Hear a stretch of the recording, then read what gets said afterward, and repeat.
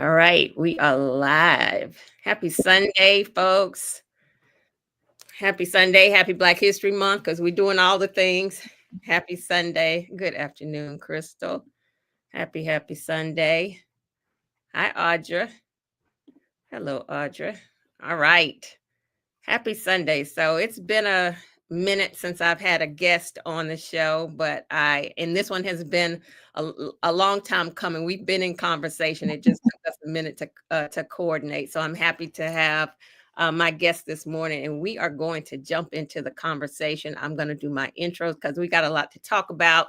We want to talk about her house. We want to look at her house. We want to do all the things that we do when we're in conversation with folks. So welcome everybody. As I open and introduce myself, I always say that I built a what I consider a kind of fancy tiny house in 2015 because I believe you don't have to give up luxury to go tiny. My guest is going to help reinforce that as well. And since that time, I have shared my journey to hopefully inspire others who are interested in the movement. I do offer coaching and consultations to help others in their tiny house journey. And once this video goes live, you will find links to schedule with me in the video description below. You will also find links to the tiny house masterclass that I'm offering, and I'll talk about that a bit. And then as I'm doing all of that, I serve up a lot of representation along the way because I want us to see ourselves in this movement. I want us to be able to see the success stories and understand the challenges and do all of the things to help us be able to participate in this movement and take advantage of all of the benefits. And that's what we're also going to talk about this morning, how a tiny house just equals freedom. So thank you for being here. Once the video goes live, you'll find all of that information in the video description below. Like the video, please share it. Please subscribe to the channel, turn on the notifications so that you'll know when content is here and available. So happy Sunday, everybody. Farah, please introduce yourself to the guests. Hello, I am Farrah Albertie. I live in a tiny house right outside of Dallas. I've been living in my home for like 2 years, and my tiny house, like she said, equals freedom for me. This will help me to retire early and live the life that I want to live. So thank you for having me. All right. Look, we can close now. That's the answer right there. That's what we were looking for. So as I always introduce this segment, so this is my conversations on intimate spaces. I always say that I believe our homes tell a story about us, whether intentional or unintentional. As I'm talking to people in the tiny house community, there appears to be so much more intention in the decisions to go tiny and in their home and all of the things that got them there and in their design and in their journey. And that's what we're going to talk about because I feel like you'll just go ahead and solidify my theory as we continue talking. But I believe it is so much bigger than the tiny house. So much of it is relative to what you just introduced about the freedom and what this allows you. This is the continuation of a conversation I started yesterday on Stephanie Perry's channel. We were talking, she was talking to me, and we were talking about she outlined 6 ways that a tiny house equals freedom. And I feel like we'll cover some of those same 6 and more. So thank you very much for being here, Farah. I appreciate that. Hi, everybody. Happy Sunday to the community. We appreciate you being here. So Farah, let's get started talking. And so you all know that on the conversations, I'll share pictures. We'll look at her house. But first we're going to get some background. So talk to us about, you've been in your tiny house since 2002, December 2002. Yeah. 2022. I'm sorry. Yeah, 2022. Yes. I'm sorry. No worries. A little bit over 2 years. Look, we've had a year in the last 2 weeks, so maybe the last 2 weeks. So no worries. We understand how time is moving and relative. So since December 2022, share a bit about what led you to a tiny house. Like, where were you? living, and what was it that took you to deciding on a tiny house?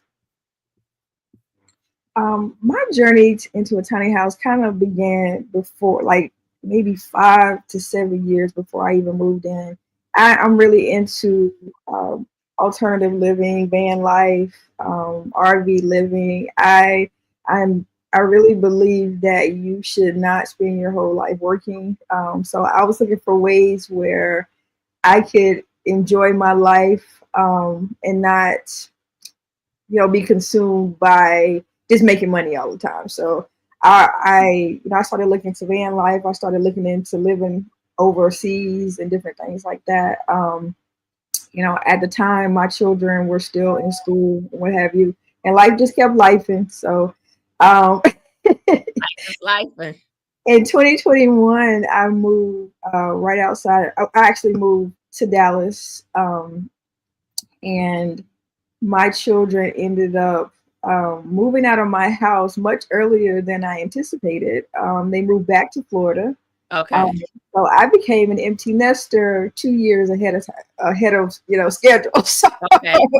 So I lived in a 3-story, huge house, single family home. I don't need all that house by myself. So I started looking at apartments and looking at everything was like $2,000, $3,000 in the area. I was like, absolutely not, not for one person. So I was like, I'm gonna go get my tiny house. So I started going around to the dealers and the manufacturers in this area, and I ended up at the first, pretty much the first place I saw a tiny house that I love, which is recreational resort cottages. If you know Mr. Tiny, if you've ever Yes. Yes. Mr. Tiny, so and he actually works in the office over there. So I went over there and I just looked at the houses and I was just like, yeah, this is what I want. And they were like, you have to find a place to put it before we build it. So that was it. I knew it right immediately. And within, I'll say like 3, not even 4 months, I was in my house in my community. So it was not a very long process at all for Okay. me. Now it's not always that way. Absolutely. But everybody's journey is different, and Yeah. we acknowledge that. So stepping back, so you mentioned van life. Like, what was it that was appealing to you? Like, what was the draw? You were interested in van life. I don't think you did van life at any point. I don't. No, not yet. I'm still Okay. still want to get on that journey, but no, not yet. To me, it's the freedom to move around, to explore.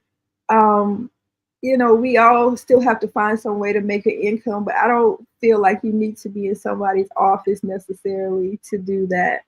Mhm. Um, I I ran my own business for like 10, 12 years. I stopped doing that when my father got sick and then ended up going back into corporate America. And I'm kind of stuck there. Even though I got laid off, I'm kind of like, yeah, but I do still do my business now. It's just I'm trying to figure out a way to make it back full time again. Yeah, absolutely. I feel you. Um, I can relate to that. I Absolutely. love the community of van life. I love how people stick together. I love how you can, get on the communities and like somebody will be like, I need somewhere to sleep tonight. And they're like, oh, you can sleep in my driveway. I love that community of that. Yes. Yep. It's just a huge draw to me. I'm really into alternative living, alternative situations. I'm like the risk taker in my family. My family won't even leave the state. So I live in a whole completely different state. All my family's in Florida, so I've been to Kenya. Like, what's wrong with her? Like if it was up to me, I'd probably still be in Kenya right now. But Okay. I'm just an explorer and adventurer. I'm really about living a free life. So my goal and my journey for everything in life is just to be free and not be bound by anything. So Yeah. Yeah. Crystal in our community, Crystal Banner, is yeah. um a band life. And she's done that for many years, and she's saying she misses her community. So we know you're getting back to it, Crystal. So we putting out the good energy for you to be back in your band life community. So talk about one of the big things. So you've the travel, the freedom. You've already given some tips of how this tiny house journey equals freedom for you. Um, Talk to us about the big piece that people often can't wrap their minds around. And it doesn't necessarily have to do with a tiny house, but we talk a lot about the freedom, the liberation in downsizing, in decluttering, whether Mhm. you're going into a tiny house or whether you are moving from a traditional house, downsizing square footage, or even if you're staying in your space, just decluttering, downsizing things in that space, because we talk about the freedom and the liberation in that. Talk to us about what your process was for downsizing, how long it took you. Give us some insight into and the energy that you felt in doing so.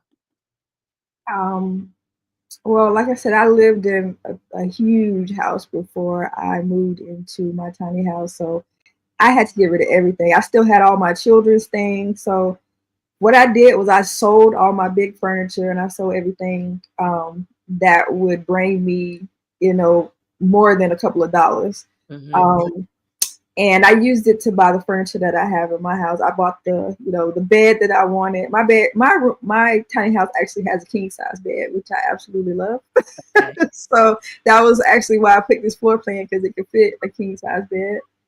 Um, I and then it was really liberating. Like I had my bedroom was like the size of my entire house now. My closet was the size of my bedroom now. So I had in my closet now is probably like maybe 6 or 7 feet this way. It's not big at all. So it was a whole lot of freedom. Just like I have all this stuff sitting in my closet that I don't use. Yeah. Um, I have, just storing stuff, just to store stuff in my garage that I'm literally taking it from house to house to house to house. I haven't opened it in years, but I'm just tearing it. So it was a freedom with giving it away. And then what I did was what I couldn't sell and what I can it's actually pretty hard to give stuff away and to It get rid is. of stuff. Yeah, it is. It's you have to a lot of people don't realize you can't I lived in like a really bougie area, so you can't just put stuff on the curb. I had to pay somebody to take it away. So and whatever was not I did break the rules. I pulled it up into my driveway. I put it on Facebook Marketplace and I said, whatever you want in the driveway is yours free of charge. My driveway was clean in 30 minutes. I was like, oh my gosh, she did this from the beginning. So You said, I'm sorry, I cut you off. What did you say at the end? I was like, man, I should have did this from the beginning. It would have saved me a whole lot of time. And it was just so free to let all that stuff go. It was just like, oh my God, like I don't have to deal with this. Like even now, if I can't store it in my house or under my house, because I have space under my house, Mhm. I have a lot of storage. I have space under my stairs. If I can't store it in my house, then it can't go. Even it can't be in my house. Like I don't buy it. I don't have any outside storage.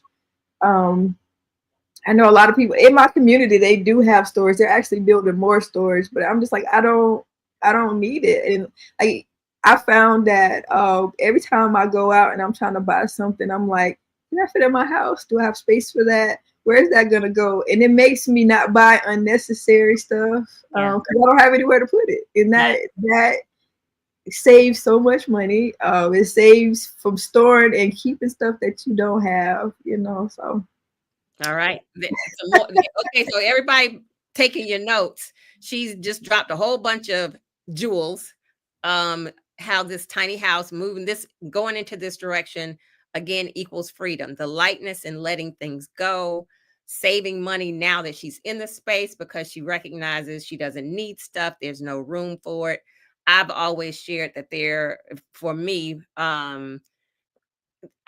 always considering if I'm bringing something in, what can I take out? Exactly. And I'm always considering as I'm buying something, investing in quality so that I can have it for a long time versus constantly, buying more disposable stuff, like especially like in clothing, investing in something that I know is going to serve me for many years And that way, it's lasting, and I'm also not just being wasteful. And so that, absolutely, I agree with all of that. And the energy shift for you. Yeah, and I find myself bringing in things that are more meaningful, or bringing in things that are functional that I'm actually going to use, because I mean I don't have the space for stuff that's not useful. So yeah. Right, right. That makes a lot of sense. Okay, so I want to, before we go much further, I want to, because you shared about the storage that you have available on space under your house, some of the details of your house. So I want to step back. We're going to look at your pictures and have you talk to us a bit about them. Okay. But one of the things that I have been doing in the community is, and in my meetups here, my local meetups here, is helping people understand the differences in types of tiny houses, Mhm. because the rules, the requirements for them are different depending on the type of tiny house. And you need to know what you're speaking to, what type of tiny house that you're speaking to as you're speaking to officials. Again, because the rules are going to be different. Placement, it's a big key in placement, what type of tiny house you have, what the rules are for that, and also the style. And so Farah has a park model tiny house, which, what I've been saying is everybody just says a tiny house, but they're different. They're all different types of tiny houses. A park model is most likely the most confused tiny house with my type of tiny house. So I have a traditional tiny house on Mhm. wheels built on the traditional trailer for a tiny house on wheels is 8.5 feet wide. Mhm. The length can go up. My house is 28 feet long. The trailer that I built on is 28 feet long, but the length goes up. Some people are choosing to expand the trailer on a tiny house on wheels like mine up to 10, maybe 12 feet. I'm thinking 12 feet, but that's not the standard. My house is built to be road ready, so that Mhm. it's not taller than 13.5, 13.6, depending on the state. And that is, and it's built, the foundation of my house is a chassis, is the trailer. So I can't separate the two. Sometimes within park models, again, we're talking about the differences. The chassis, the wheels can be removed. It's not always a part of the park model. Sometimes you'll see the park model with the wheels, and sometimes you don't. One of the other differences we talk about with park models is their initial design was more of a recreational house, Mhm. and you'll see them in like camping places Yeah. on the beach. You'll see a park model tiny house, and since they weren't initially made for tiny house living, as you're considering a tiny house, a park model, you need to be sure, if you're going to live in it full time, you need to be sure that you're speaking to insulation, and making sure it's insulated for Mhm. full-time living, since it's not necessarily always the case. So just some background on park models. I have my mailing list that you can get on. I'm dropping that link, and there's a free download associated with that, if you're not on the mailing list, that you'll get, that talks about the different types of tiny houses. And of course, the 4-week tiny house masterclass intensive, because there are a lot of additional details that you need to know to be in conversation about the types of tiny houses. There are several types of tiny houses, and you want to be clear in what it is that you're interested in, and how you need to proceed. So some background. So thank you for that. So I'm gonna see, um, you got a new subscription. I am going to change the screen, so y'all know this is new for me. I'm gonna try to present. I just started using SteamYard. I'd always used another service. I think sometimes SteamYard is a bit easier. So let's see if I share that. Oh, look at that. And so do you see the screen as well, correct? Yes, I can see Okay. it. All right. So Farrah's beautiful home. So your tiny house actually has a name. What is the name of your home?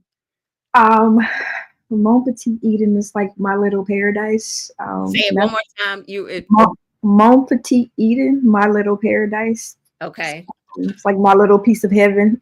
So, and that's what it represents for me. Because right before I moved in, I was going through an extremely hard time with my children. And this kind of became my refuge. So it's my Okay. little piece of heaven. Absolutely. It's gorgeous. Yeah, I love the color. that's my favorite color. So my Beautiful. house is like everybody knows my house. You can see my house from a mile away. You know? Everybody else's house is like brown and white. I'm like, nope, nope. I'm not gonna do a brown or white house. You're That's right. very much represents my personality. So, So talk to us about the dimensions of your home. my house is 15 feet wide. The the actual house is like 26 feet long in length. With the porches is 40 feet. My front porch is 6 feet.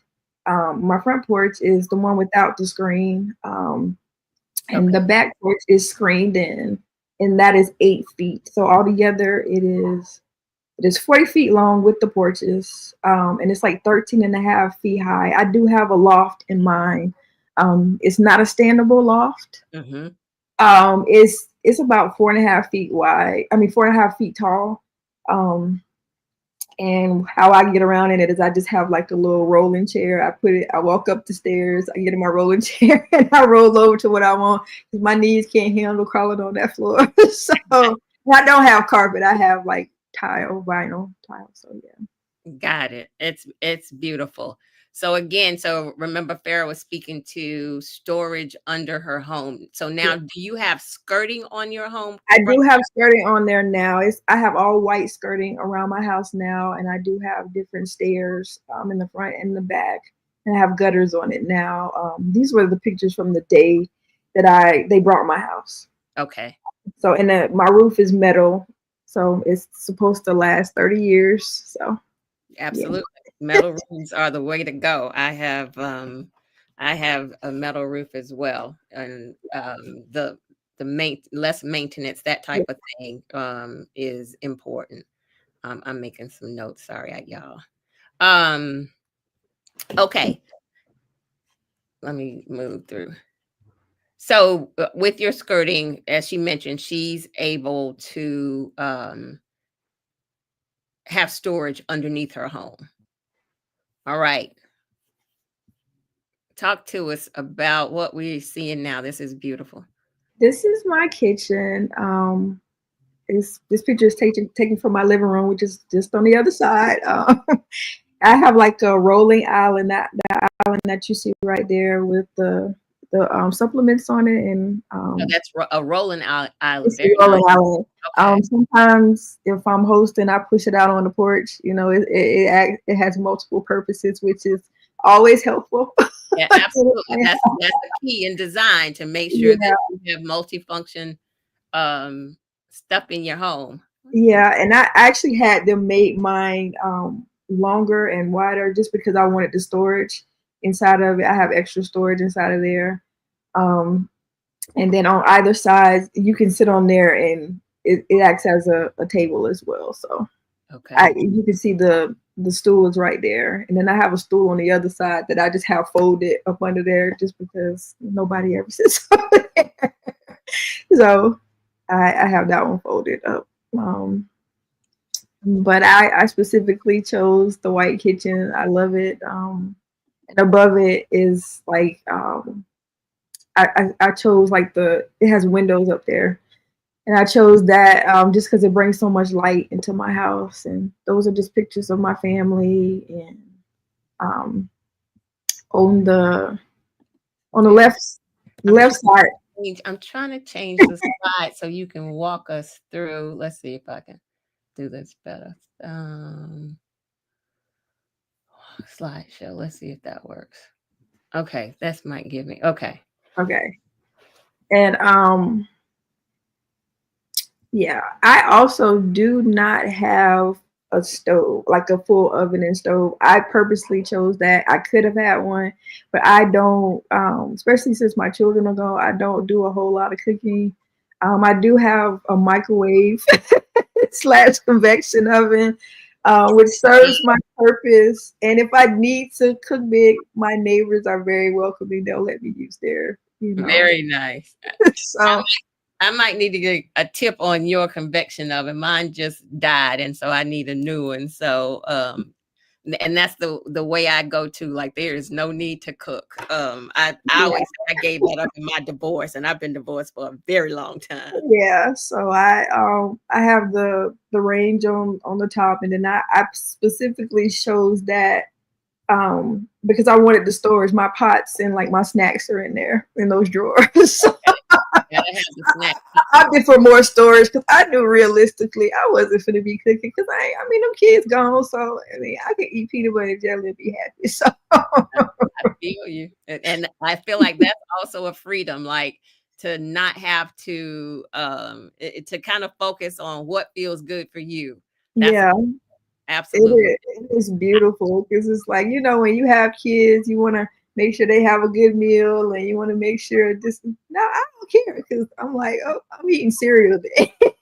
So, My one of my taglines I've just started using is to give yourself the freedom to be irresponsible.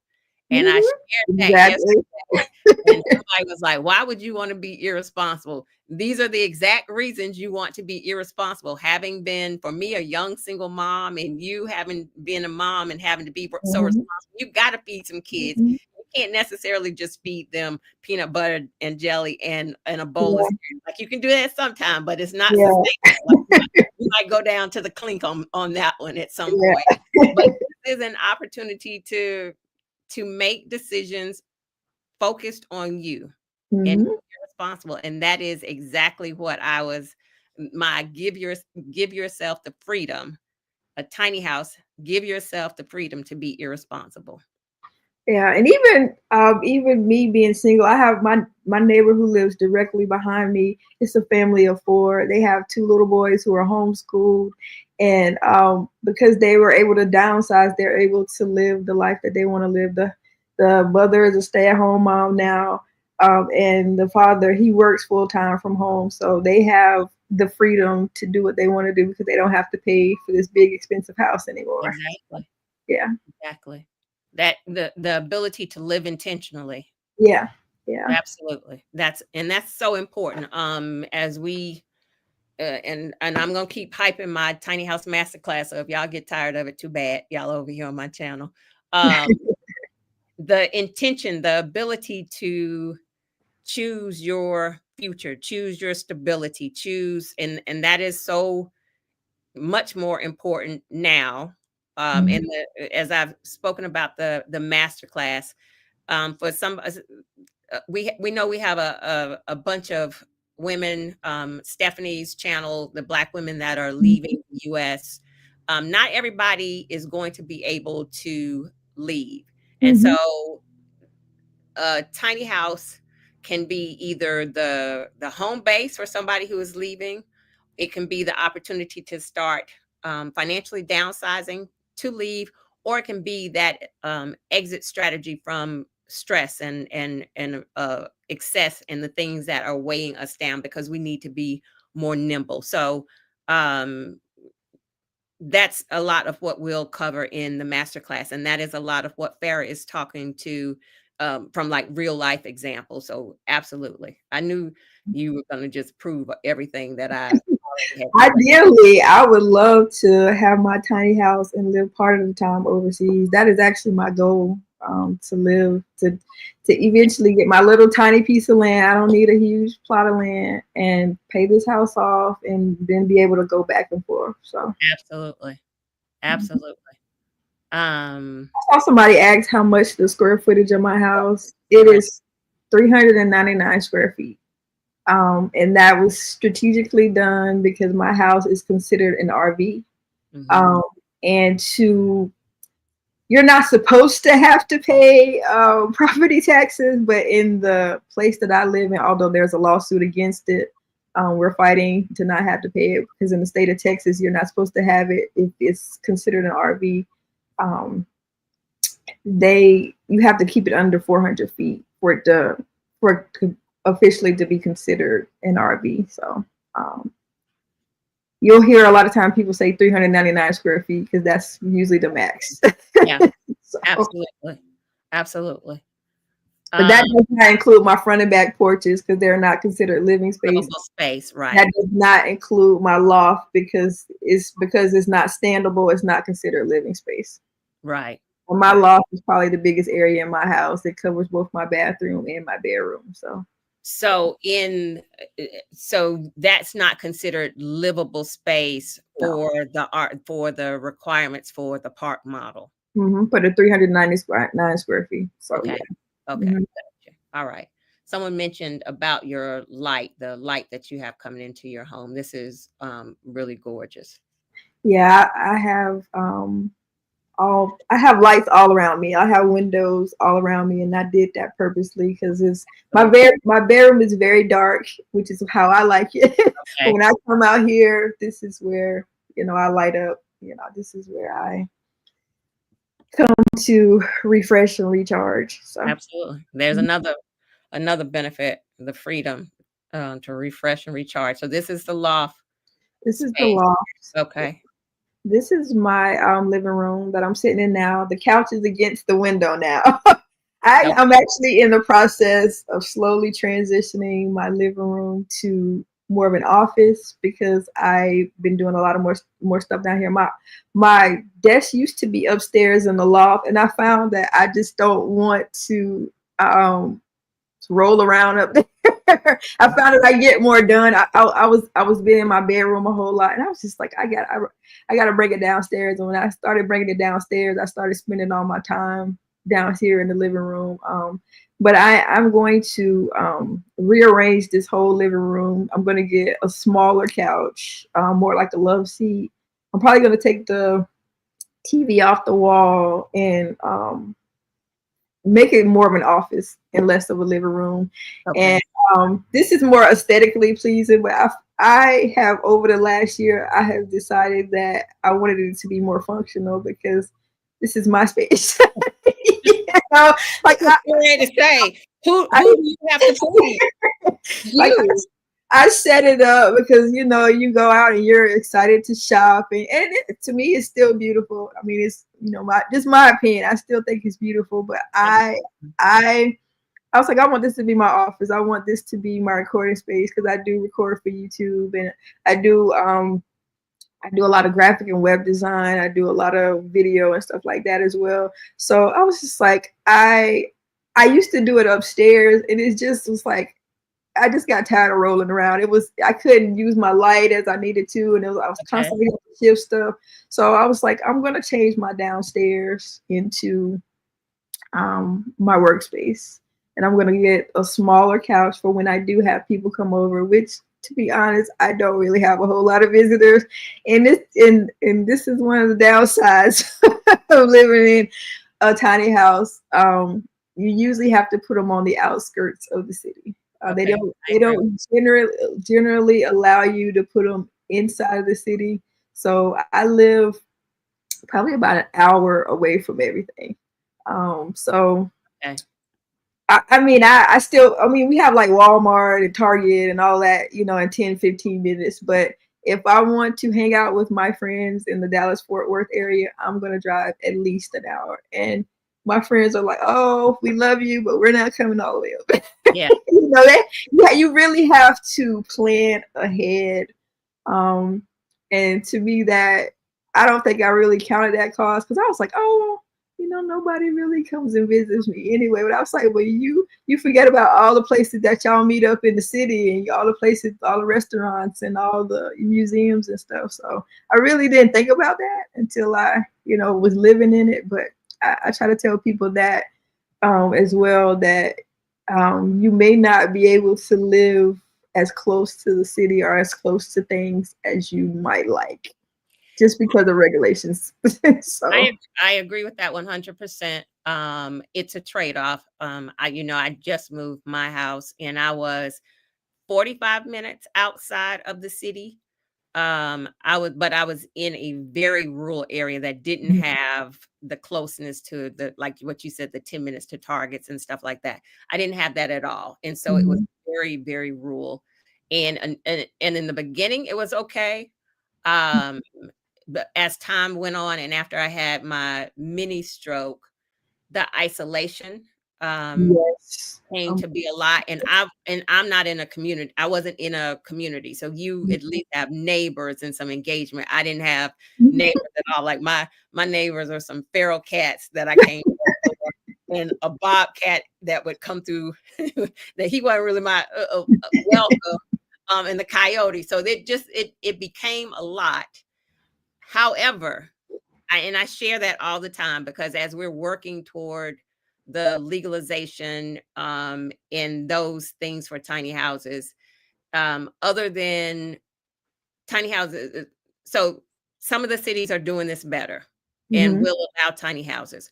Park models, I can't imagine that park models will ever be allowed in urban spaces. They could prove me wrong, but I don't think that they'll be allowed in urban spaces because they are specifically considered RVs, and every city has in most every city, I don't want to say that.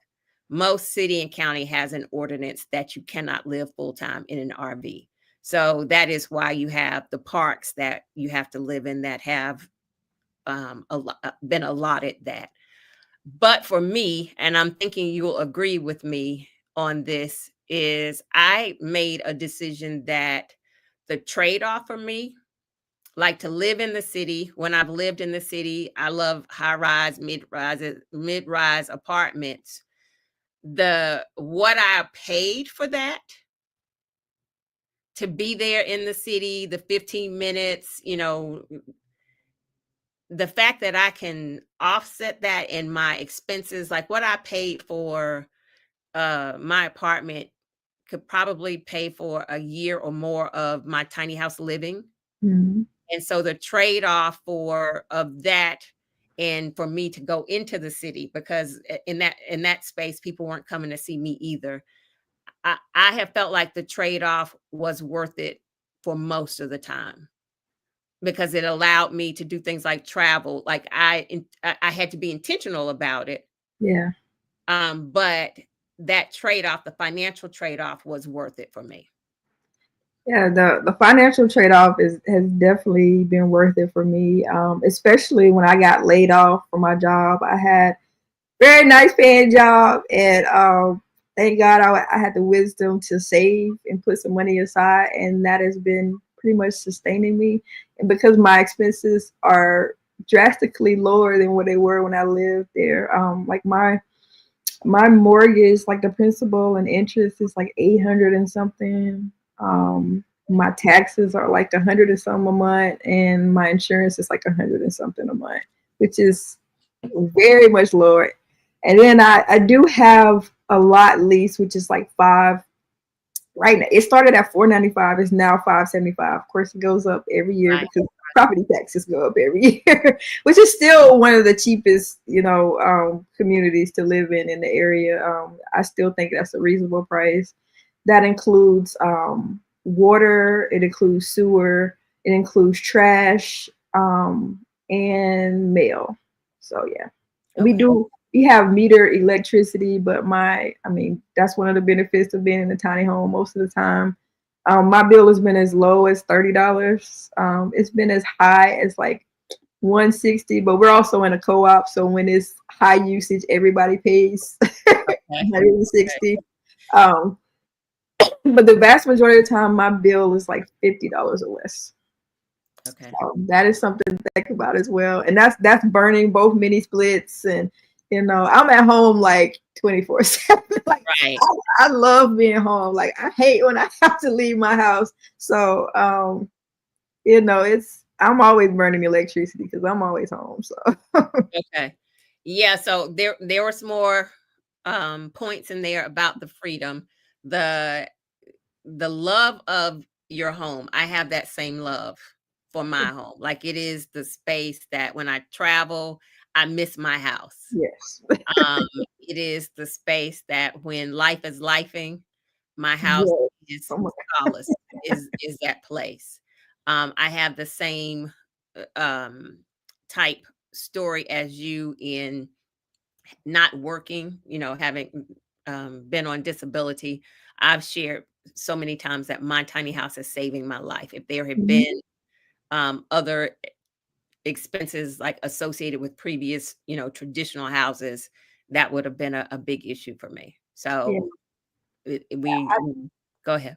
I was just say I definitely would not have made it if I had still been renting that 3-story house. Like I would have been homeless right now. So yeah, it's Yeah, definitely has its perks. It's definitely saving me right now. So yeah, yeah, yeah. this is That's the freedom. Again, that's the point. That is the freedom. And that is, again, these are the same points that we were talking about yesterday. It is a standard. So I shared my story in how a tiny house equals freedom. And for anybody who watched that or is gonna watch that, this is the same. And I'll link Stephanie's conversation with me in the video description. Look, let me make a note before I tell a lie. Um, but here we are, and I'm talking to my guest. This wasn't prepped, but she's saying the same things that I was saying. Mhm. So the common denominator in our conversation is the tiny house. So absolutely. Okay, tell us about this gorgeous. This is my bedroom. I painted that wall black. That is like my fortress of solitude. That's where I go when life is beating on me. Like I go and I wrap up in that comforter in that bed. I love the style and the theme of it. And the one thing about my bedroom, because I have the loft above it, the ceiling is only like maybe like 6.5 feet tall, so I can reach up and touch the ceiling. It's a very cozy place for me, and it was very important for me to have a downstairs bedroom. I did not want to to be up in the loft, even though I do have a loft. And I have toyed around with the idea of making that my bedroom. I like the coziness of going in that room and shutting that door, even though I'm the only one here. Right. but but and I have a king size bed. I specifically got this floor plan because it had it could fit a king size bed. Um and that room is just used for sleeping and watching TV. So it's like, I don't need a whole lot of space. Sanctuary. And over to the left, that's like where my closet is, very much downside. Okay. Some Uh, yeah, that's the other side across from the this is my um this is one of the walls. This is where the mini split is, and down there where you see the little cabinet, that's my understairs storage. So from it's a huge space. That's also where my hot water heater is. okay. That I have I think a 20-gallon hot water heater. In hindsight, I really wish I had got Yes, either. I'm just hearing to say what went into that decision. Well, that is the standard because it's not really designed to be lived in full Full time. time. And they'll even tell you that when they give you your paperwork. This house is not designed to live in full time, Yeah. even though they know we're gonna live in it. They have to give you that disclaimer. Right. And when I was going to I did have the option to get the tankless water heater, but they wanted like 3,500 more, and I was like, I'm not paying. I'll just get it added on later. And I didn't really realize how small 20 gallons is. So I think my showers are like 10, 15 minutes. You can't, as soon as that them 10 minutes over, you gonna feel that cold water real quick. I do have a bathtub, and I had to get like there's like this device you put down there to keep the water hot.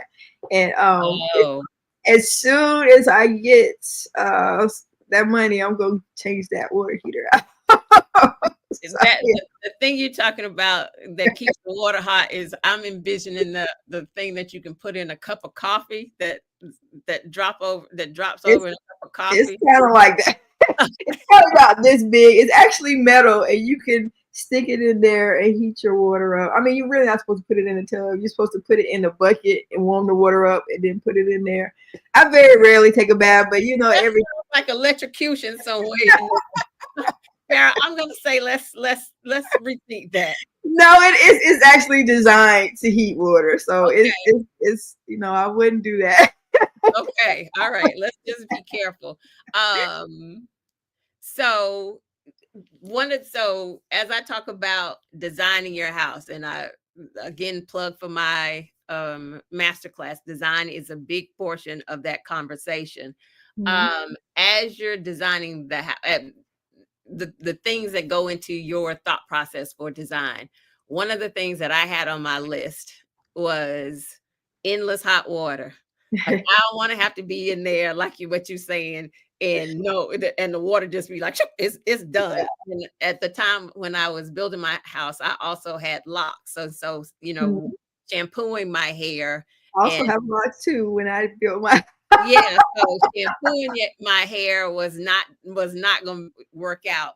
And so I do have a tankless water heater. yeah, And I will. I just replaced my tankless water heater. And I'll have to send you the information. I need your microwave. I'll send you my tankless, Will do. because it wasn't that expensive. This is and it's small enough that it goes underneath my bathroom counter. Okay. In endless hot water.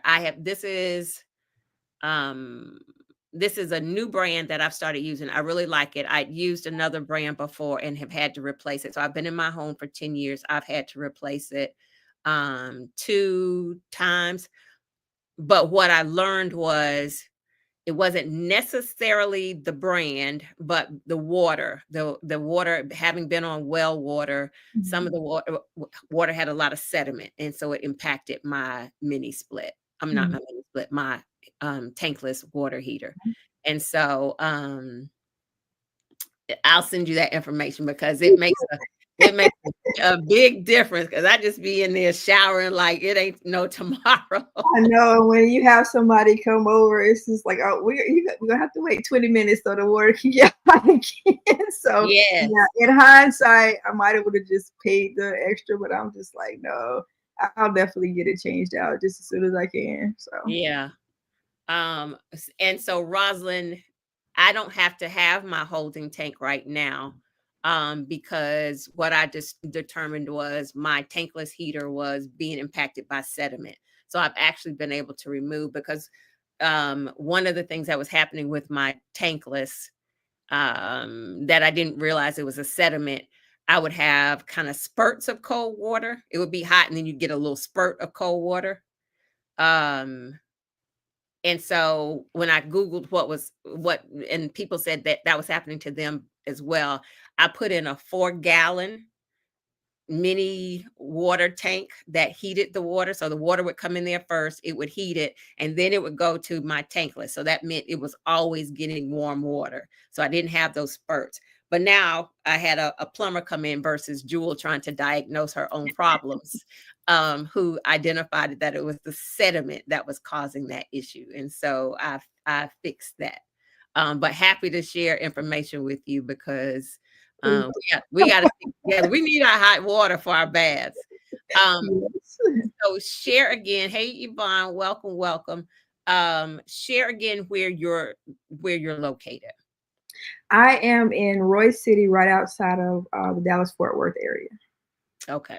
All right. Thank you. Now this bathroom. So I needed to say before, your house is Black girl magic. It is. I love it. I feel like my house is Black girl magic. Yours is as well. So talk to us about your bathroom. Yeah, my bathroom is still like that right now.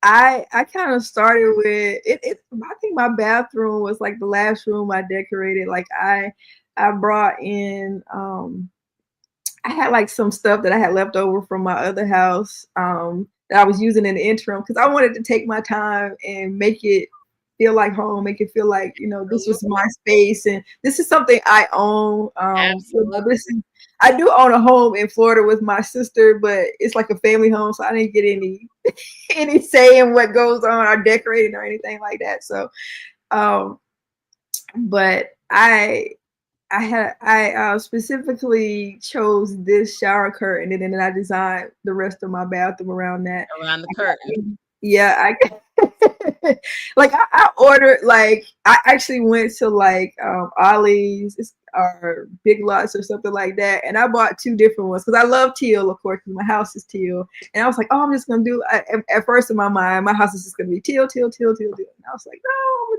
I changed it out. I got this teal when I got this black one, and then I was like, I'm just really not loving this. It's not speaking to me. And then I saw this one on Amazon, and I was like, yeah, that's it. That's it. And I got it. And then like I got black and yellow towels, and then I got the rugs are like the yellowish gold. And then these pictures that are on the wall, I mean, I feel like they represent me or any woman in the bathroom. She's standing there, putting on her lipstick and her underwear, and she's in the bathtub and she's Okay. sitting on the side of the tub, Okay. So yeah. I did have a live plant in there, but it died. So I I keep don't know. I keep looking at my plant in the bathroom, and I think it's on the struggle bus, and I keep saying, "Listen, I need you in here, so get yourself together." But the light's not always, or it's not enough, probably enough light. Yeah, So I'm gonna have to swap out the type of plant. But it's like I want you to be okay in here, so get it together. yeah. So it died, and I replaced it with that hanging plant in the window. It's a fake plant. All the plants in my house are You ain't fake. have to tell us it was fake. It looks real. We'll roll with that. Don't give up your secrets. And then I have, you can't see it, but on the other side of that cabinet, it's like vines that I have put up across the mirror. I don't know if I had a picture of that. I sent you a picture of that, but it's like vines on the mirror. And I do have a flushable toilet. I was not going with composting. I was not about that life. Because I want, I'm about doing what's easiest for me. I'm always going to choose the easy route. It's your house. Absolutely. I'm the person who's going to pay for convenience too. Like, so, Absolutely. Those so, those are the decisions you get to make about your house. Absolutely.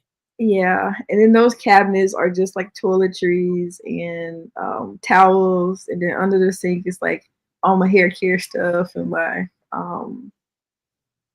blow dryer. And then I have drawers down there too, which just medicine, feminine items and It's stuff. gorgeous.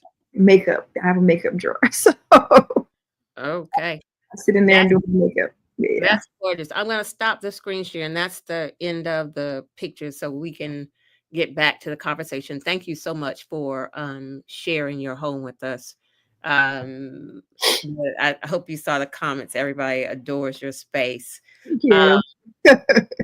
and so again, the thing to note about her home is the design. It's a park model. So all of that all of the items, her downstairs bedroom, are kind of standard in that design. And that is again why it's important to know that the type of tiny house that you're interested in pursuing.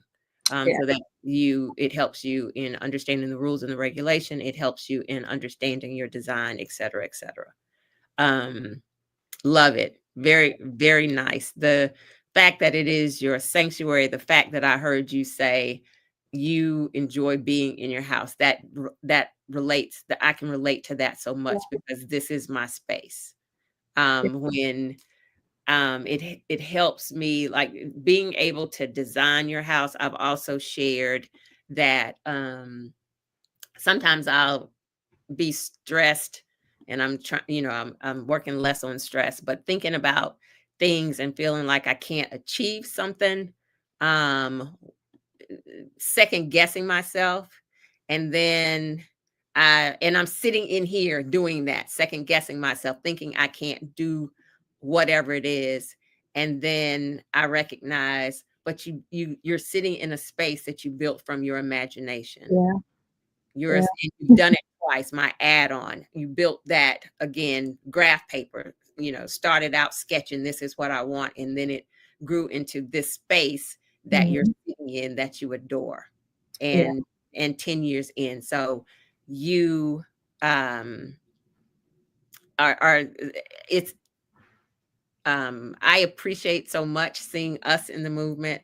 I appreciate so much seeing the joy in your face that your home brings to you, because that's important. Like, we all deserve that space. And I've been talking to my community probably since a little bit before the election on how the as things are happening, as this change is happening rapidly, and it is designed to, you know, throw us out of out for a loop.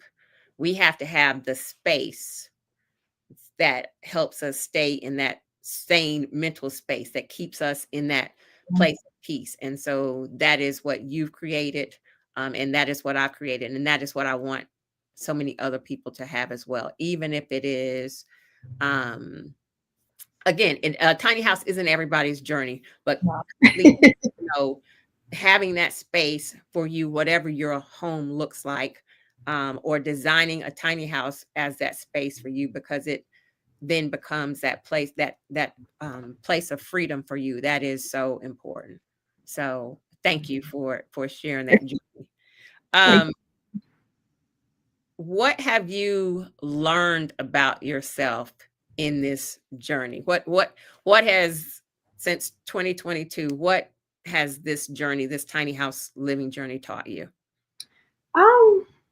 I learned a lot of things, just like you say, sometimes when life is getting hard, especially over this last year when like I said, I was laid off from my very, very well paying job.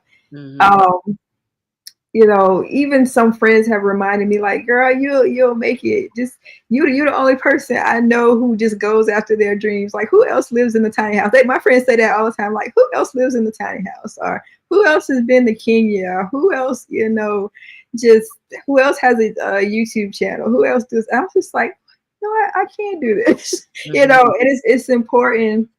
Um, it's like you talked about the isolation. Um, I did not realize, because like I'm a person who enjoys their own company. Yes, I yes. enjoy being alone, and I had never experienced the isolation.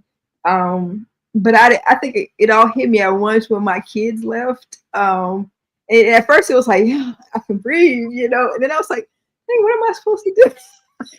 And I was like, I wasn't expecting that isolation. So I had to learn to work through that. And it's still something, if I'm honest with, it's something that I'm still working on. I have to be more intentional about making time with my friends and scheduling things and actually leaving the house. Because now, when I first moved over here, nobody delivered, but everybody delivers now. So I'm Oh, like, good. I just like, got delivery. Listen, I feel like I've moved to progress. I just got delivery. yeah, and DoorDash still doesn't deliver over here, but Okay. at first it was, I think, Instacart, but they wouldn't deliver like alcohol, and I was like, man, I gotta get up and go to the store. So like, and it's like, I mean, it's good 10-15 minutes away, but it's still like I can't just like walk down to the corner store. There's no corner store right down there. I have to get in my car and I have to drive somewhere.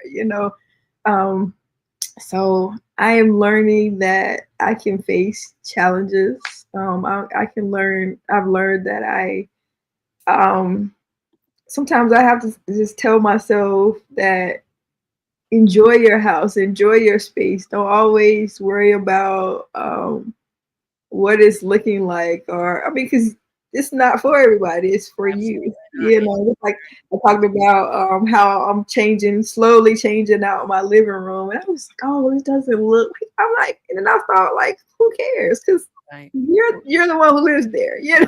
Right. So, um, but I'm just, it's still a journey for me. So I'm still learning things about myself. And it's like I said, I look up and I'm like, yeah, you could do this. You did this. Like you literally got up one day and was like, oh, I'm gonna get my tiny house now. And I literally did that and went to the dealership, and within like 3 months I was living in my house. And I will iterate that that is not the norm. Right. Not even the norm for that company. They just happened to have a slow season. So, but because like earlier in that year, it was taking 6 months or more. So yeah, Okay. And the I, manufacturing, again, understand the difference in the types of tiny houses. The manufacturing of a park model is totally different from a tiny house on wheels like I live in. So there's so many factors that you have to be aware of that, and the journey is different based on that. One of the things I would say, so the um understanding the isolation when your sons, it's two sons, right? yeah, I have two sons. um Understanding that feeling, I can tell you what, it didn't have anything to do with the tiny house. It had everything to do with the parenting thing, because I Interesting. went through the exact same thing when my daughter left to go to undergrad. We Mhm. lived in Atlanta, and the day I dropped her off, I cried all the way home.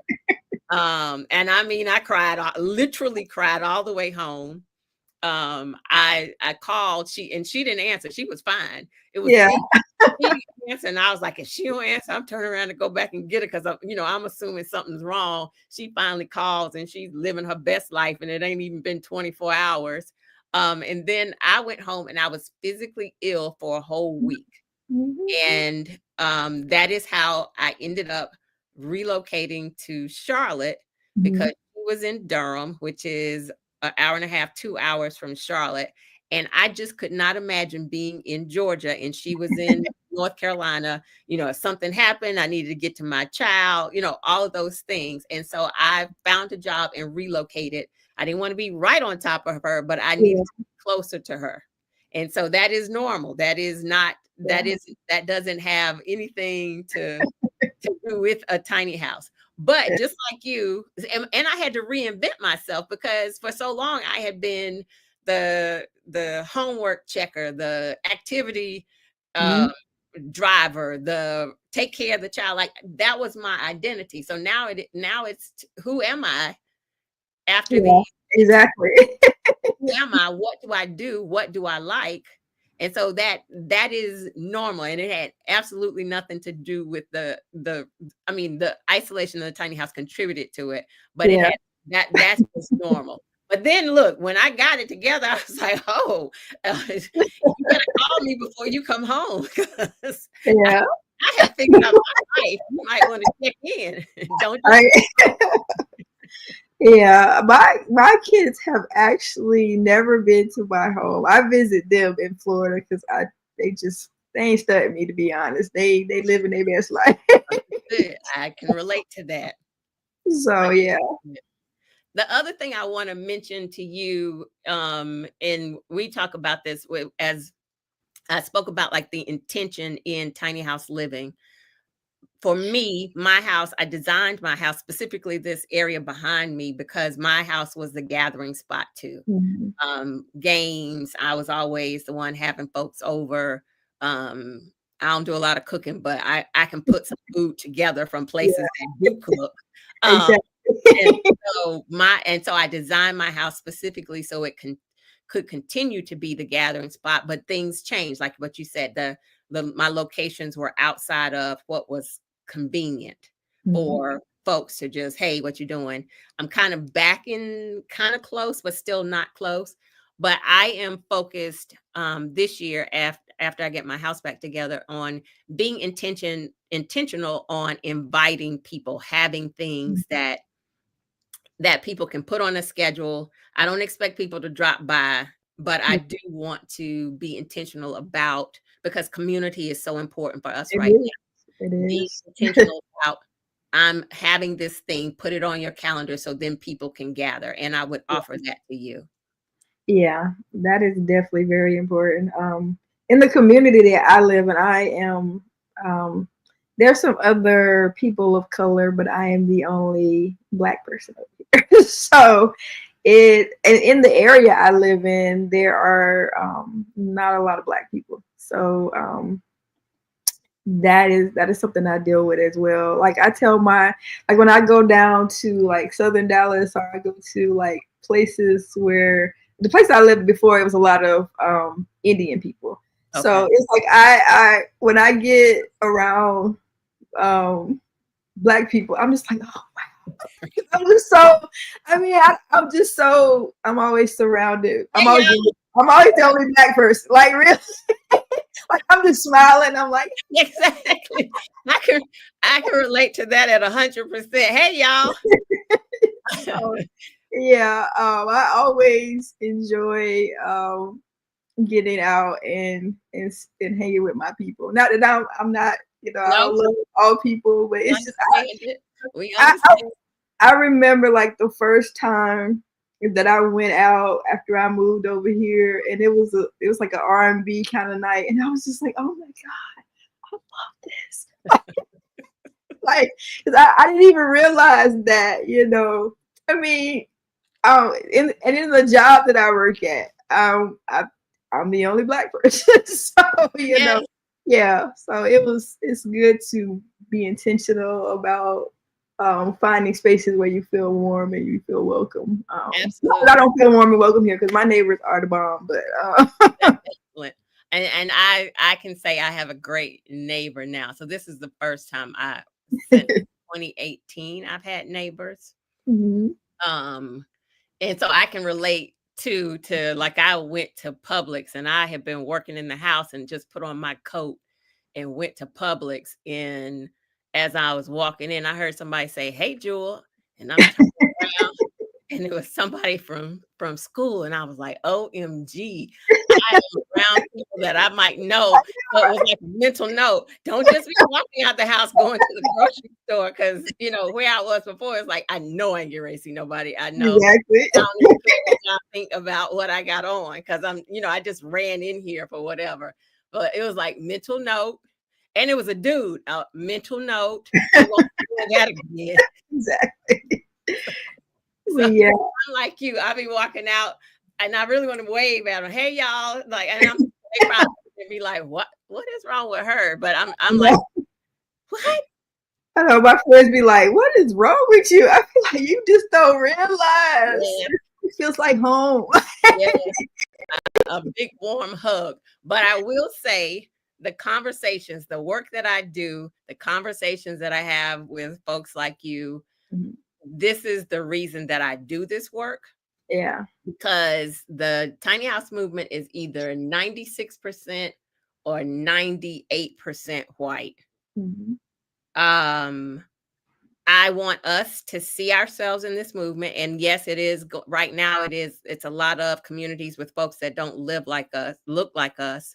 Mhm. But, and as long as you're safe, because we're not trying to do places where we don't feel safe. Yeah. But as long as you're safe and you're in a community, we have to start doing. That's the only way we're going to grow in this community. That's the only Yeah. way we're going to have some neighbors that look like us. If more people see us doing it, hear our stories, understand that this is freedom for us and the joy, and Mhm. encourage them to be out in this movement. So, absolutely, thankful for you being here to share your journey and to share that piece of it, because I always have the folks that say, "Why you got to bring race into it?" The folks that they'll come over here in a minute and try. Exactly. Like when I first put up my YouTube channel and I was posting on like Instagram, I would put single Black woman who lives in a tiny house. And they was like, why you gotta say Black? I was like, I also said single. You didn't say nothing about me saying single. Right, mind your business. And I was like, I specifically put that in there so when people search, you can Yes, find yes, that it says a Black woman who lives in a yes. tiny house. Because when I went searching, I found you. I found, and it's so rare to find people. And then when I look for like men, like Black men who live in a tiny house, like I only know one. Right. So, We he still lives in trying a to pull them apartment. along. We're So, trying to pull them along. Black women are leading the tiny house movement for sure. yeah. Um, but they're coming, especially the ones on wheels. So we know Booker has his community in Atlanta, but those are Mhm. on foundation, totally a different a journey and conversation. Um, Do but yeah, you know AJ LaFear? I think you were yes, down here with him. yes, I AJ. speak with him sometimes, but you already know that he's building his community here. So Yes, yes. mhm. Yes, I know AJ will. Well, AJ was on the channel a year or so ago. And I know he and Josh Gordy both have RV parks and are Mhm. creating tiny house communities. They don't live small, but they're creating spaces for us. AJ is in Texas and Josh Mhm. is in Georgia. So, Yeah. and I've had both of them on the channel. So, Mhm. and as their communities are getting up and running, we'll talk to them again. Um, but this is the work, this is the why, so that we can be in this movement.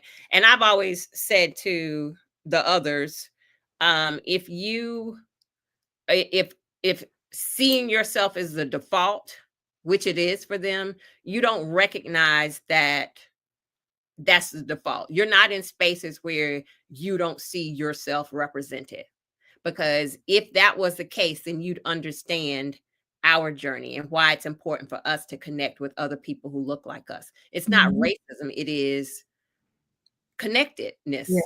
Yes. Um, Representation. would You you know, say?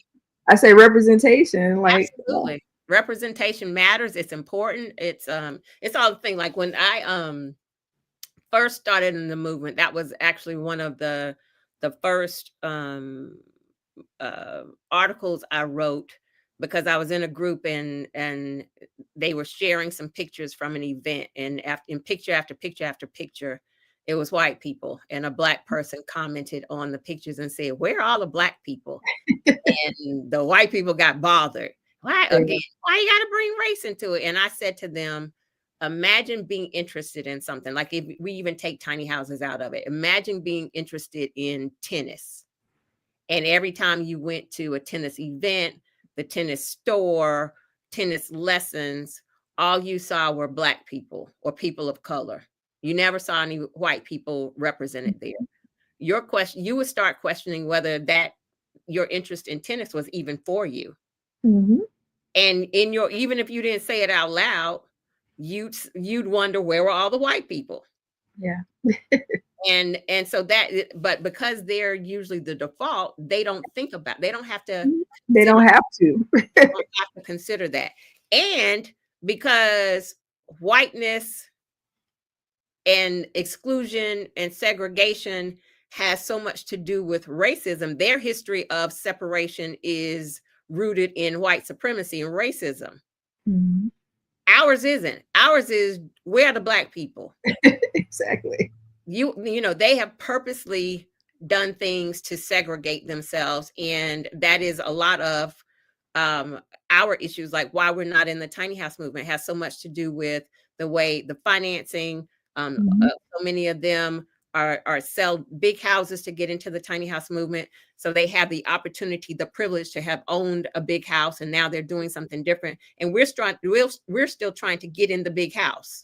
And I can say that most of my neighbors, they completely outright own their house. It's only like a few of us who are actually financing. Like I didn't have the privilege of just taking, $90,000 and putting it down. I didn't have it. So Right, yeah. right. And that is a privilege. So I always acknowledge, because you have to acknowledge the things. So I acknowledge the financial privilege that I had in buying my house. I don't have a Mhm. mortgage. My house is paid Mhm. for. But Yeah. I also built my house in 2015, after, and I worked in corporate America, saved my money for a few years to buy a tiny house. But the gig for me was, what I thought my house was going to cost and what I had saved. My house ended up being almost twice that. Yeah. And there were no financing options. There are financing options. I have someone on my team now that does financing. There are now financing options for tiny houses, but at that time there were none. And so Mhm. it was the grace and love of friends that loaned me money. It was maxing out my credit cards. Mhm. It was taking money out of my 401k. None of the things that I'm not a financial expert. It's probably nothing that somebody would recommend doing, but it Yeah. is how I paid for my house. I also messed up my credit in the process, but I I understood this was a means to an end to get me where I needed to be. And I understood that it was going to 10 years here, it was going to pay itself off in dividends later on. And that has absolutely been the case. Mhm. Yeah. Absolutely been the case. Yeah, I had to put I ended up putting like 20% down, and that was what the finance company required for me. Okay. So yeah. Okay. It's usually the company that I use is 21st Mortgage, and they usually require 10% to 20% down, just depending on whatever. So And again, understand the different types of tiny houses. Financing is different for park models and tiny houses on wheels. But that's the stuff that you will learn about in the Tiny House Masterclass. So be over there and you'll learn all of this stuff. Um, I think about my story of my I didn't have a mini split because like what you're saying, needing to get a tankless water heater. I was busted. My house was finished but kind of for the most, like there was still stuff that needed to be done, but it was livable. But I didn't have any more money to buy a mini split. And uh, what'd you say? I say I understand. I have to buy stuff for my house a little bit at a time. A little bit at a time. So I had got to it's livable and moved in Memorial Day weekend. And I don't think I had the money to buy the mini split because not only did I need to buy it, I also needed to be able to pay for the installation. And so I don't think I had the money until July. And I have told this story. So I was sitting in my house Memorial Day weekend through July, the hottest part of the summer, sitting in my house, and it was hot as hell. And it was so hot. And my house is insulated very well. So, and I didn't have a ceiling fan at the time. I had some fans on the floor, but it was too hot to even move about. So I remember just sitting still on the couch. And I swear I was hallucinating at some point because it was so dark and hot. But Yeah. I knew, again, just kind of like you, I knew it would pay off. I'd be able to get a mini split. I'd be able to do all the things. But this was like the sacrifice that I needed to make to if I go back to the freedom, to earn my freedom for the future. Yeah. Absolutely. I see that Audra asked about property taxes. I do pay property taxes because of the county that I live in. There is currently a lawsuit because the manufacturer also has a community in this county, so they are they are trying to not have to pay for those taxes. So it technically, according to Texas law, if it's an RV, you're not supposed to have to pay taxes. However, in my county, I do pay taxes. So I pay taxes for I'm on my second year, or I'm going into my third year of paying taxes. But when the lawsuit goes through, hopefully we won't have to. Yeah. And it's county specific in Texas, and like I say, there is a lawsuit against it right now. So I wonder if they'll be able to reimburse you all those monies. I That would be hope nice. so. Oh my God. That would be nice. Yeah, my taxes in this area are like 780, something like that. Okay. Yeah, and then I pay it in my mortgage, so it's not like paying one big lump sum. It's taken out of my escrow account. So yeah. Gotcha. Right, Mhm. like a traditional as a traditional mortgage. And Mhm. again, the property tax, like it's an RV. So when you think of an RV, it's considered more of a vehicle. And Mhm. so the taxes you have to consider, like the taxes that are paid or should generally be like a vehicle tax. Yeah, my house actually has a VIN number as well. Yes. So we're not supposed to have to pay property tax because it's double taxation because I pay sales tax, Right. Absolutely. So yeah. Absolutely. That's why I say there's a lawsuit against it right now. So Yeah. Anita, I see your comment about being split between a tiny house and moving out of the country. Both of us have spoken about how we have a desire to live out of the country, not necessarily full time. So our tiny house is our home base, and to allow us. I know mine allows me the freedom to kind of move about. So that is a common thought for both of us too. And so it doesn't have to be one or the other. The tiny Yeah. house could be part of the exit strategy, a key part of the exit strategy. So I want to have a place that I can land when I come back and yes, don't have to figure out where I need to stay at. I can just go back home. So ab- that is ideally that's my goal. especially 'Cause if it's something affordable. yeah, because I'm at some point I'm moving to East Africa at least part of the year. Okay, Kenya, Uganda, Rwanda, one of those places. So yeah. absolutely. And so we Mhm. also talk about a tiny house as an opportunity. And we're not going to go into this, but again, tiny house masterclass. There are options for you to consider that would allow the home base to help make you money while you're traveling about. So Yeah. those are things that you could consider. Yeah. Um, Not every community allows Airbnb though.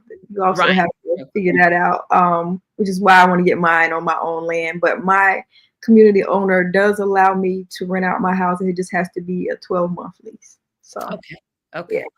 because they don't want Trans- like a transient community. They want to have Absolutely. That's so much of the negative connotation overall, where they feel like people are transient. But And it also where I was gonna say also where you go overseas may have a tiny house community. I have I can't say he's a friend. He's a Facebook friend who I'm affiliated with. He's building a tiny house community in Uganda right now. So they're actually looking for investors who want to contribute to that. So yeah, you don't necessarily have to give up tiny living if you live overseas. So, absolutely. Absolutely. Um, the other thing is, I was just going to say something. Other countries, small living, tiny living isn't something that is foreign to them, because it's more foreign to us here in the States because of the gargantuan houses that folks are living in, that says, you've made it in the States. So for other countries, it's not a really foreign conversation either. yeah. Yeah. Um, what would the title of your autobiography be? Looking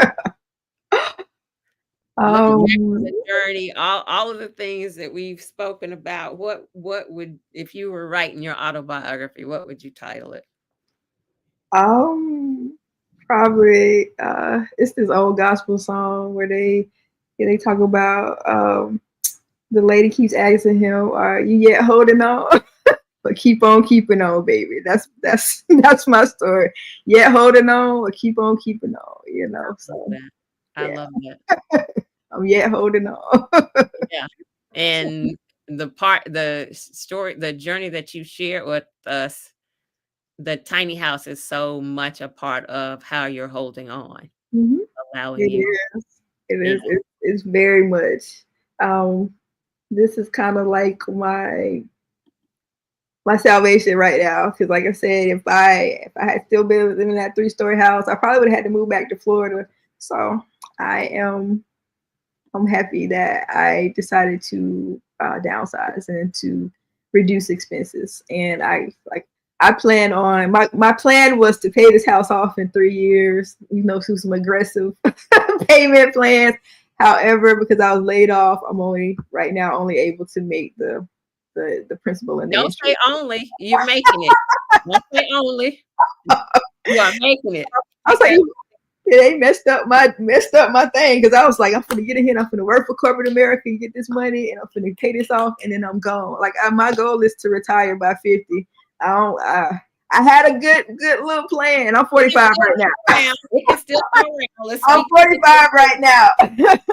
let's I'm speak that 45 into existence. now. It can still come around. Yeah, and hopefully by 50 I can completely live on passive income. That is my goal. I'm trying to use corporate America to get the big dollars real quick and get out.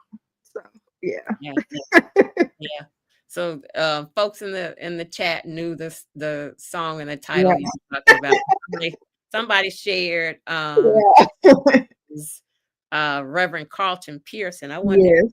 a Yes. relative, I might need to check him out. We've got Brown Girls and Best Too in the chat, and she was saying you have 5 years, it's doable.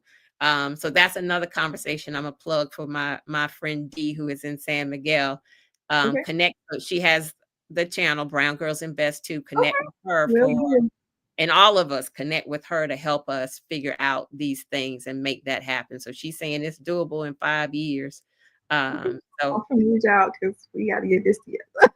absolutely. So Brown Girls Invest too. Y'all check out D and connect with D, because that's part of this freedom conversation, is that we want to be, the tiny house allows us the emotional, the physical, the spiritual, emotional, and the financial liberation that we're looking for. And so we've got the people in the community to help us to figure all that out. And so that is, as I keep sharing about why we have to be in community, that is the beauty of being in community, because we've got people that can support all of this, and we're in reciprocity. So that's the beauty of this. What's one question I didn't ask that you wish I had? Hmm. What? Um. Farrah is, I Like mean, what? Audra is asking, is there anything you would have done differently? But go ahead and say what you're getting ready to say, because maybe you thought of something. I was just gonna say how I chose to design my house, and like I went.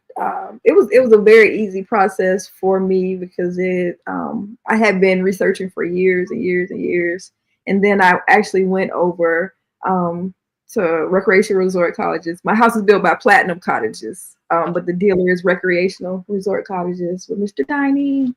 So um, they made it very easy because you start with a base floor plan, and then like on this, you can't see it, but on this wall I have a whole wall over here. Most people do not have an entire wall. I wanted a whole wall because I wanted to put my pictures on the wall, and Okay. you don't really have a whole lot of wall space Right. in tiny houses, so I wanted dedicated wall space. I think you just like she was saying, things that I would have done differently. I in hindsight probably would have just got the tankless water heater. I It's would still have time. It's still time, sis. It's still time. I would have I would have made my porches bigger, especially my back porch. It's 8 feet. That's like my back porch is really like an extension of my bedroom. Like Mhm. I have like a screen on the door. I just open the door and let the breeze come Oh, in. nice. Nice. I have a hammock out there. I have a little love seat and the two chairs with the table, and I would have made it slightly bigger. I probably would have did 10 to 12 feet um, instead of 8 feet. Okay. And um, no, I would. I don't know because I did If you don't have anything, I'm like you. I don't have things that I would have done differently, and that goes into the importance of the pre-planning. yeah, I would have got edging around my house because it would have saved me from having to pay for gutters. The edging was $500. I ended up spending thousands of dollars for gutter, Okay. $1,000 for gutters, and I could have just got the edging and it wouldn't have affected it. I ended up getting like, because I didn't have, my roof is not sloped down on the Mhm. side. It's like this. Almost a flat roof. The water like ran down the side and it's like streaks on it. And I live in an area in the country, so it's like dirty all the time. And I've Okay. had people come out to like scrub it, scrub it, scrub it, scrub it. And it has come clean somewhat, but it's like I'm gonna end up having to repaint it. And if I had to just got the edging, because my neighbor has the same exact floor plan and she had the edging and does not have this problem. Okay. Okay. So I would have, because I actually was gonna get the edging and I was like, I don't need it. I realized that I did need it, but I didn't. I mean, I didn't know that at the time, and I was like, "Oh, Right. I'm gonna save $500." No, ended up spending more money. So I would have got the edging as well. And I think honestly about it that I could Well, think of. two of those things are still fixable, like you, Yeah, tankless water heater, that's yeah, doable, and then extending your porch is doable. That's just an add I yeah, mean, just it's yeah, gotta be done, you gotta find somebody to do and pay for it, but it can yeah. be done, it's not impossible. Yeah, Um, and I don't want to extend until I move to my permanent place because this is not my gotcha. permanent place. Okay, So gotcha. this is temporary for me. Either I'm going, I don't know where I'm going to end up permanently because I do want to buy land. I'm getting back on that journey of saving for my land. And I'm not sure where I'm going to end up yet. So I don't want to put a lot of money in there because it costs extra money to move it because I'm sure you know. Yeah, And I know for a fact I'm not going to stay here, so I'm not trying to do that investment until I get to a more I got permanent, like the I permanent home. So yeah, but I yeah. do want to I think I want to extend it all the way around. My neighbors have like extended theirs and made.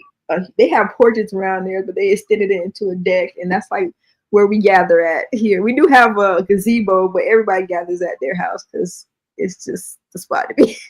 Yeah, we're, yeah. we're actually about to do dinners over here. We're doing dinners for Oh, the nice. rest of the year.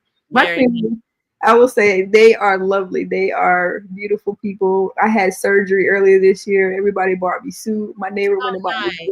went and bought me groceries. I didn't even ask. They were just like, they just knocked on the door and was like, here you go. I was like, oh my God, Oh, thank very you. nice. I'm When glad I, you had that when community. I got my teeth pulled, my neighbor sat in the dentist office with me and drove me home. Yeah, I love my neighbors. I will say I have beautiful neighbors. I I have. love that for you. Yeah, Very nice. it Very was nice. it was definitely a concern of mine. I was like, I'm moving out here in the country by myself. I'm Right. only black person, but yeah, my You neighbors found some community. I love. Absolutely. And I ain't gonna lie to you, I was a little bit scared because some of them had like their little Trump signs. I was like, oh God. But even now, they the sweetest people. They the sweetest people. So That's a whole nother episode. We're gonna refrain from that one right now before Jewel takes that left turn and we go way off the rails. but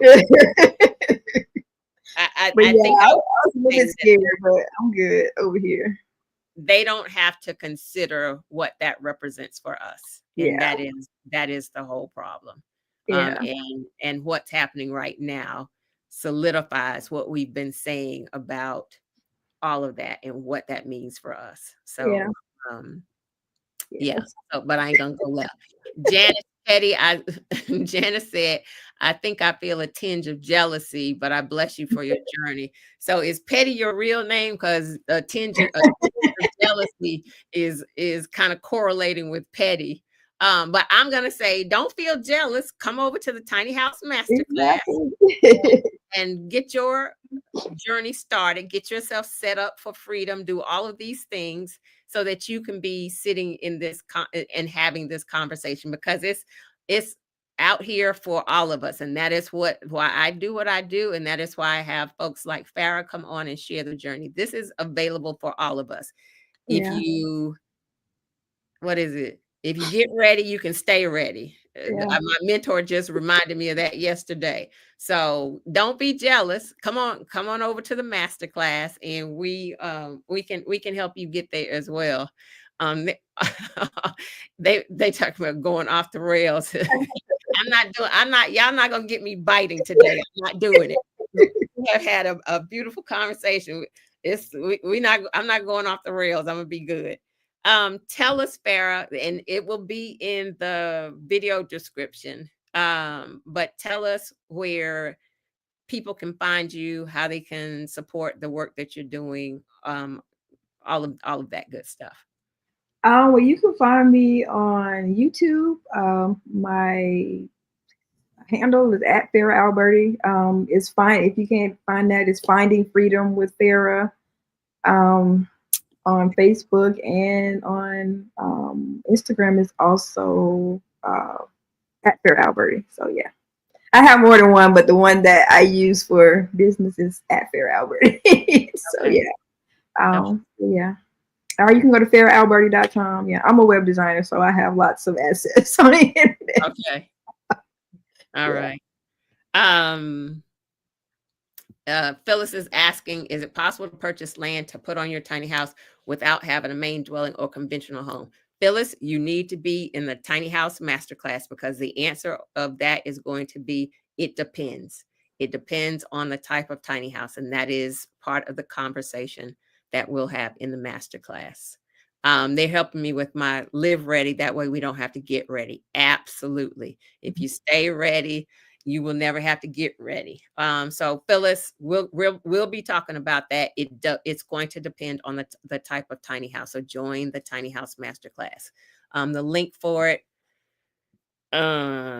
is going across the screen, but I am going to drop it in the chat to make it accessible. It will be in the video description when this goes live, as will how to connect with Farah, all of the places that you can support her and find her work.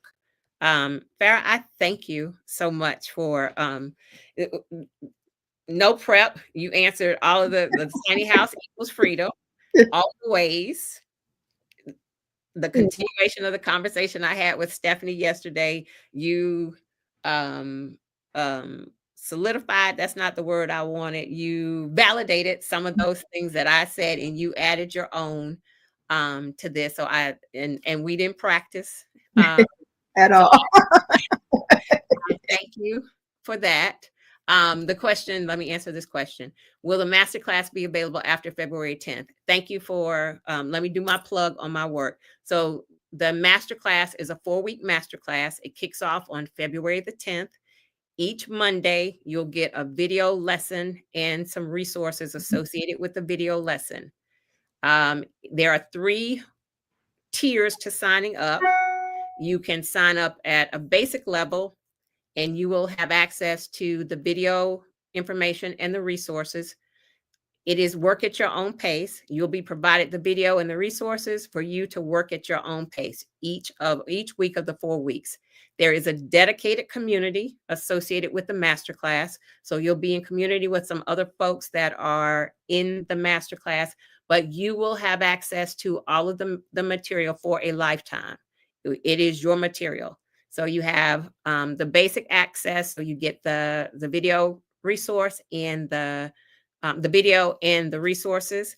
At the premium level, you get the video, the resources, and you'll be able to participate in a live session that happens the Saturday at the end of the 4 weeks. It'll be a group session that everybody can participate in. You can ask additional questions, hear what other people are saying.